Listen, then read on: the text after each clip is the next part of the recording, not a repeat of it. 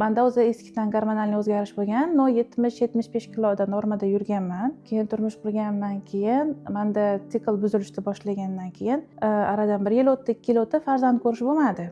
Va gormonal lecheniyalar qilingandan so'ng 5-6 yil davomida lecheniya qildimda vesim ortib boraverdi, lekin natija bo'lmadi. Shu bilan oxirgi nuqtani 2021-yili doktordaga borganimizda menga kasallik yosharishi, ya'ni erta klimaks deb назначение qo'yishdi va sikl ham buzildi, o'sha depressiya boshlandi va 2023-yilgacha maxsus shu dorida yurdim. U battar vesni beraverdi, siklda joyiga ushlab turdi-yu, baribir natija bo'lmadi. 2023-yil aprel oyida men bu dorini to'xtatdim. O'sha depressiyadan miyaga dam berish uchun, o'zimni chalg'itish uchun magistraturaga o'qishga kirdim va shu 2 yil davomida 2023-yildan 2025-yil davomida o'qish bilan chalg'ib yurdim. Keyin iyun oyida o'qishni bitirganimda Instagramda ko'rib yurganimda, случайно Instagramda Fitway'da ko'rib qoldim. Fitway'da tavakkal boshladim, 1 oy ichdim. Sanab ko'raychi deb.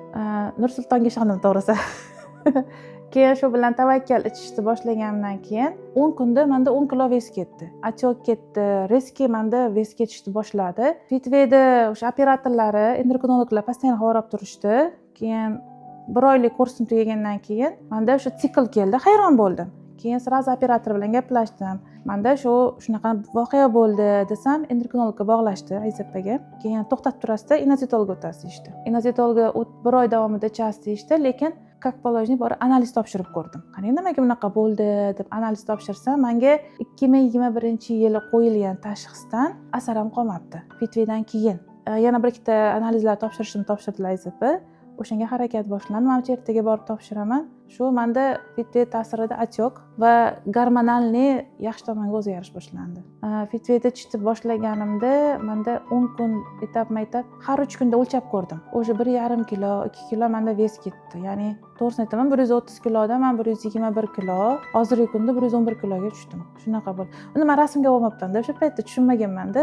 Keyin marafonlar ko'rib, "Ay, oson bo'lar ekan" dedim. 20 kilogramda ketgandan keyin tizzamda buklanish boshlandi. Chunki отек hisobida men tizzamda buklana olmasdim, og'riq bo'lar edi. Keyin boldirlarimda og'riq bo'lar edi, ular ketdi.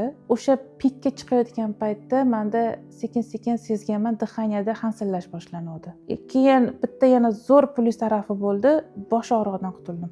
Sanab ko'ringlar. Natijasini sinaganingdan keyin ko'rasizlar. Hamma gapiraveradi, avval sinab ko'rish kerak. Tavsiya qilaman.